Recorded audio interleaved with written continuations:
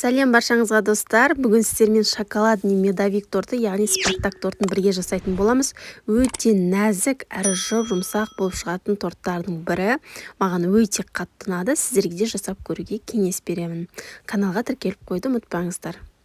Ең әуелі отқа қоятын ыдысымызға 3 жұмыртқаны, және де 200 грамм қант, және де бал әселіміз, яғни балды салып, үстінен сармайды саламыз, барлығын жақсылап араластырып алатын боламыз. Және орташа отқа қоямыз. Отқа қойған соң тез араластырып отырыңыздар, өйткені құрамында жұмыртқа болғандықтан пісіп кетуі мүмкін. Сол себепті үздіксіз араластырып отырып, сармай мен қант ерігенше ғана тоқтатпай араластырып тұрыңыздар. Кішкене ери бастағанда ас содасын салып тағы да араластырдым. Сармай мен қант толықтай еріген соң бірден оттан аласыздар. Осылайша оттан алып, басқа ыдысымызға құйып аламыз, үлкендеу ыдысымызға, бізге ыңғайлы болу үшін. Және де дәл осы массаның үстінен міндетті түрде какаоны унилегішпен алдын ала дайындап алыңыздар, өйткені какаоның түйіршіктері болуы мүмкін. Сол себепті унилегіштен өткіземіз, және де ұнның жарты бөлігін салып, жақсылап араластырып аласыздар.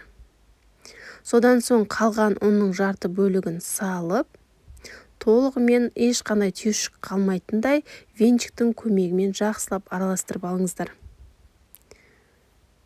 Қалған ұнды салдық, және де толығымен жақсылап араластырып аламыз. Бізде кішкене қолға жабысатындай масса болады. Оған ешқандай да уайымдамаңыздар. Дәл осындай видеода көрсетілгендей кішкене сұйықтау масса пайда болады. Барлығын бір жерге жинақтаймыз да, бетін кез келген пакетпен немесе пищевой пленкамен жауып, холодильникке бір кемінде 2 сағатқа қойып қойсаңыздар болады. Менде 3-4 сағаттай тұрды. 3-4 сағат уақыт өткеннен кейін міндетті түрде осылай алып, ұнның көмегімен алыңыздар, өйткені қолға кішкене жабысады, қарасаңыздар кішкене қатты. Дәл осындай масса болу керек.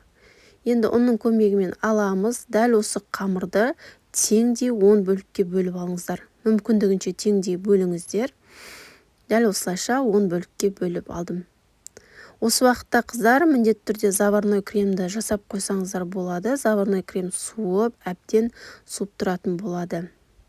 Дәл осылай 10 бөлікке бөліп, өте жұқа етіп, жайып шығатын боламыз. Міндетті түрде ұнның көмегімен жайыңыздар, өйткені біздің тестамыз кішкене жұмсақтау болған соң жабысып кетуі мүмкін. Ұн сепсеңіздер ештеңе етпейді, көптеу себе беріңіздер. Және де 24 сантиметрлік формамен алдын ала өлшеп дәл осылай кесіп, 200 градуста әр коржды 3-4 минуттан пісіріп аласыздар. Өте тез піседі. Жабысып жатса еш уайымдамаңыздар, ұн сеуіп, дәл осылай жайсаңыздар болады. Барлық корждарымызды дәл осылай пісіріп аламыз. Корждарымыз өте нәзік әрі жұмсақ болып шығады.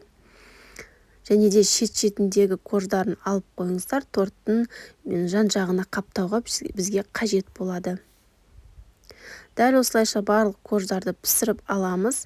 Сіздер заварной кремді немесе кез келген кремді қолдансаңыздар болады. Мен осы сәтте заварной кремді жасап, суытып қойдым. Төменге заварной кремнің қалай жасалу керектігін сілтемесін қалдырып қоямын. Сол жаққа өтіп көрсеңіздер болады. Енді креміне кірсеміз, мен кремге 300 мл сливкиді құйып, кішкене миксерлеп алдым. Кішкене көтерілген соң, жаңа алдын ала дайындап қойған заварной кремді бір ас қасықтан сала отырып миксерлейміз. Бізде креміміз кішкене суыған үй температурасындағы заварной крем болу қажет.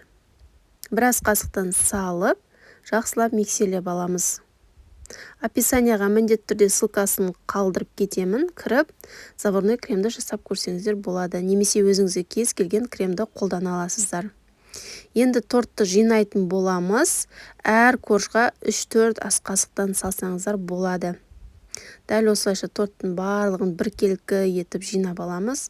Өте биік әрі нәзік торттардың бірі болып шығады. Ал шетіндегі қалған корждарды блендердің немесе қолыңыздың көмегімен ұнтақтап, торттың жан-жағын әсемдесеңіздер болады. Осымен біздің өте оңай әрі өте дәмді жұмсақ Спартак торты дайын болды. Сіздерге жасап көруге кеңес беремін. өте дәмді болып шығады. Егер сіздерге видео пайдалы болып жатса, лайк басып, пікір қалдыруды ұмытпаңыздар. Достар, каналға тіркелмеген болсаңыздар, міндетті түрде тіркеліп қойуды ұмытпаңыздар. Бұл тортты сіздерге бір сағаттан кейін кесіп көрсеттім. Бұл торт қаншалықты көп тұрса, соншалықты өте дәмді болады. Бір сағаттан соң кесіп көрсеткеннің өзінде осылай нәзік болып тұр. Баршаңызға ас болсын.